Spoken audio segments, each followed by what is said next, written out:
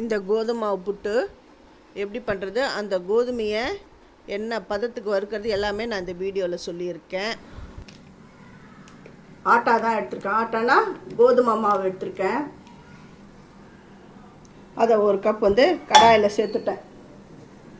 சேர்த்துட்டு இதை வறுக்கணும். இந்த வாசனை வர வரையும் முதல்ல வறுக்கணும். மாவு எப்படி வறுப்பட்டுடுது அப்படின்னு தெரிஞ்சுக்கணுன்னா இந்த முந்திரி பருப்பை இப்படி போடுங்க. இது செவந்து வரும்பொழுது நம்ம தெரிஞ்சுக்கலாம் கோதுமை மாவு வறுப்பட்டுடுது அப்படின்னு. நல்லா வறுப்பட்டுடுது. இதை ஸ்டவ்வை போட்டதை முந்திரி பருப்பை எடுத்து காட்டுறேன் பாருங்கள். ஸ்டவ்வை நான் ஆஃப் பண்ணிட்டேன். இருங்க, இதோ இருக்குது பார்த்தீங்களா. போட்டது எண்ணெய் கலரு. இப்போ போட்டது பாருங்கள் நல்லா சூடாக இருக்குது. இப்போ கையை விட்டுடாதீங்க. இதை பாருங்க நல்லா செவந்து போய் கிடக்கு பாருங்க. சூடாக இருக்குது. நல்லா செவந்துச்சு பாருங்கள். இப்போ இதை ஆற வைக்கணும். வேறு ஒரு பாத்திரத்தில் கொட்டி ஆற வச்சிடலாம். இது நல்லா ஆறட்டும்.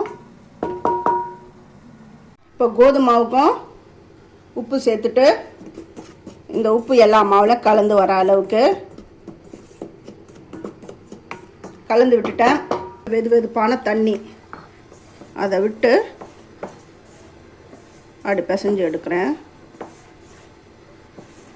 இந்த கொழுக்கட்டை மாதிரி இதுவும் பிடிச்சா அப்படி வரணும். பாருங்க, கொழுக்கட்டை மாதிரி அப்படி பிடிக்க வருதா, அப்படி விட்டால் உதிருதா, இந்த மாதிரி பண்ணிக்கோங்க. அதே மாதிரி ஜெலிச்சுக்கோங்க.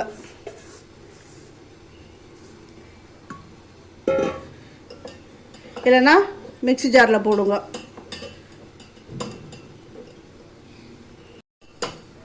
இந்த பாருங்க நல்லா கட்டி இல்லாமல் உதிரி உதிரியாக வந்துடுது பாருங்க.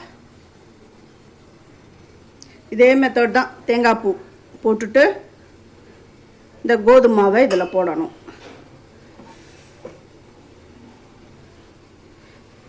அப்புறம் இதுக்கு மேலாக்க தேங்காய் பூ போடணும். இப்போ கோதுமை புட்டும் நான் இதில் ப்ளேஸ் பண்ணிடுறேன். ஃபஸ்ட்டு என்னுடைய வீடியோவை பார்க்குறவங்க சப்ஸ்கிரைப் பண்ணலைன்னா சப்ஸ்கிரைப் பண்ணுங்கள். ஆல் அண்ட் ஆப்ஷன் தொடுங்க. அப்போ தான் நான் போடுற ஒரு வீடியோவுடைய நோட்டிஃபிகேஷனும் உங்களுக்கு காட்டும். உங்களுக்கும் ஹெல்ப்ஃபுல்லாக இருக்கும். உங்களுக்கு